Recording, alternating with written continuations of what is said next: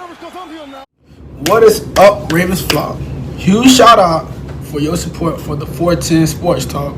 James and Glenn are the best in the business. They're killing it right now. They love talking Raven talk. Make sure you go subscribe to their channel. Let's go Ravens.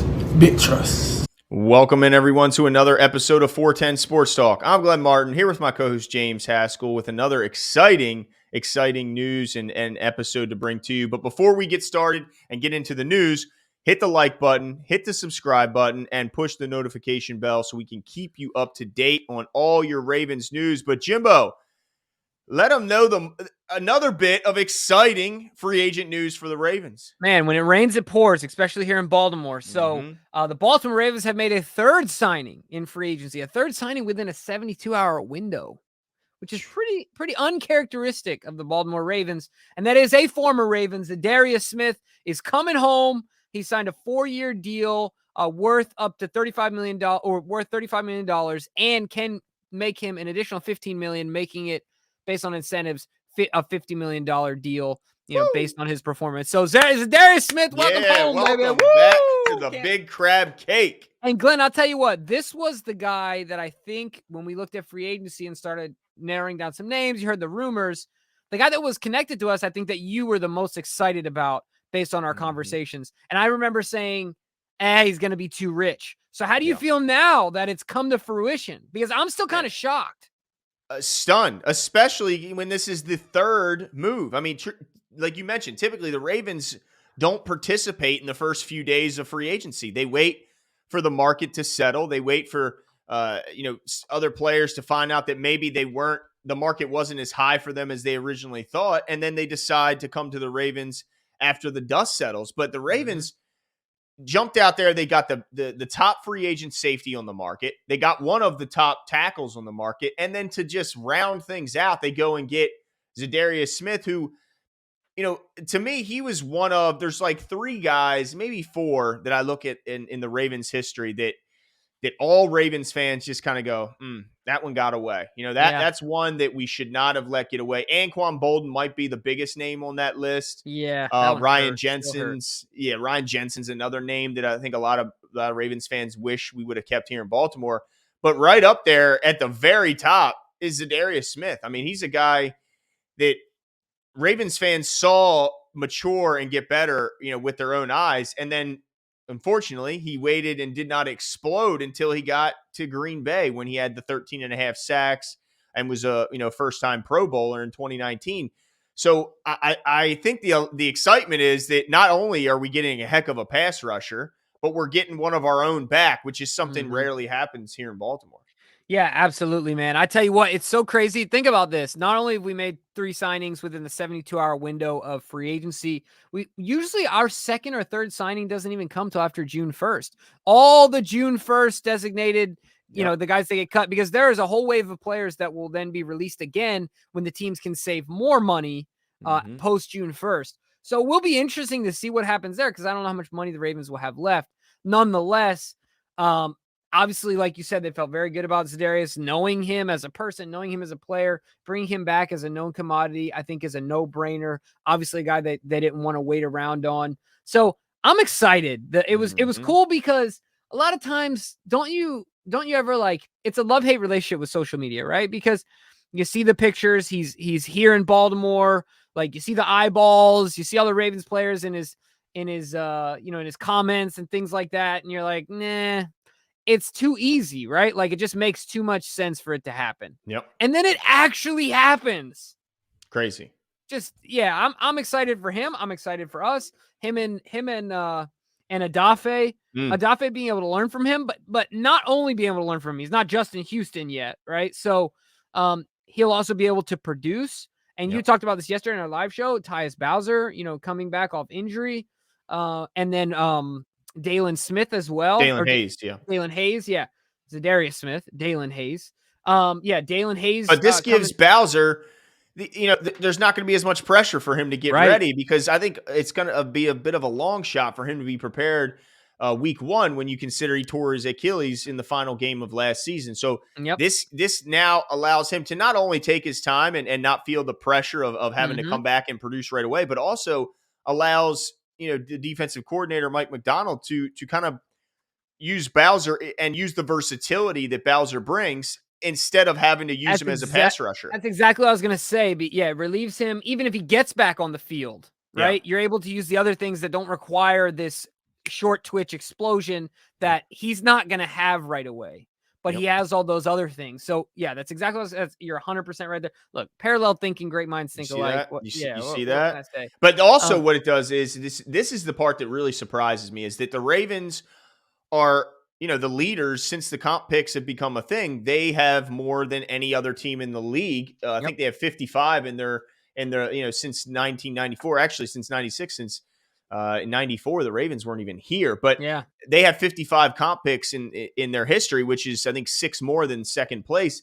Well, how many of these additions are going to affect their comp picks next year? Because that's part of the reason why they're not so active in days 1 through, whatever, because they like to hold on to comp picks. Well, Marcus Williams, as far as I know, is going to count against them sure. in the formula. I'm not sure. I think Moses will as well. I'm not sure about Za'Darius because of the fact that he was released, he was cut, and his contract didn't expire. He won't count against the because his contract didn't expire. Correct, and so that's another reason I was reading about that. He was hot commodity on the market because of not only because he's a good player, but also because of that. Yeah, gotcha. Okay, but those two, like you said, I mean, absolutely. Look, maybe Eric DaCosta, you said it in one of our offseason shows. You'd like to see some, whatever the manifestation of going out on a limb is, going all in is for the Baltimore Ravens. It might not look like the Rams. It might not look like the Bills, apparently, who just want to pay old guys tons of money. But with that being said, like, this is maybe the Ravens' form of going all in, right? Yeah. I mean, giving it up certainly comp looks picks like means a lot to Baltimore. Dude, I know as most Ravens fans, like I called my brother when this happened. I called some buddies. Of course, I called you. Yeah. And I mean, I could hear the smile through the phone. Like, people are so hyped to see this side of the Ravens. And I think this is also getting a glimpse of what some of the differences between Eric DaCosta and Ozzie Newsome. While there's certainly a lot of overlap and parallel between the two, since he had the on-the-job training for all those years, I don't know if Ozzie would have pulled the trigger. It's hard to say, but to get 3 guys in the first 2 to 3 days of free agency is something I don't ever remember happening under, Ozzie's leadership. But of course, let's not act like Ozzie doesn't have input and doesn't have say. He's still very much involved. Eric called him. Oh, well, he still has an office right near him. So, I mean, I think he probably just walked down the hall, but I was like, dude. And he was probably like, sleep on it. That was his old line, right? Ozzie said, any decision you got to make, sleep on it. Go take a walk on the treadmill. Remember he'd always talk about making deals on the treadmill? Yeah, exactly. Yeah, so this might be some extra aggression that we may not have seen from Ozzie that we will from Eric DaCosta. And it's just exciting because, he was a Pro Bowler in his first – Za'Darius was a Pro Bowler his first year with them. His second year, he was a Pro Bowler and he was second team, All-Pro. And then, of course, last year – he missed almost the entire season before returning in the playoffs with the injury. How concerned are you, Jimbo, about that last part there? The fact that he is 29 years old, he'll be 30 during the season in September, actually the very beginning of the season. His age combined with the fact that he had his first major injury, does that get you a little concerned going forward? Look, Glenn, this is what I'm going to do in this scenario. You see this right here? This is the sand. You see this right here? This is my head. Yeah. I'm just putting my head in the sand. Ignoring it. Right. Ignorance is bliss. I'm not thinking about it. I'm not speaking about it. I still got my main man over here, and him and I are hanging out. That's right. Still got baby Buddha over here. As far as I'm concerned, nothing but good vibes for Za'Darius Smith.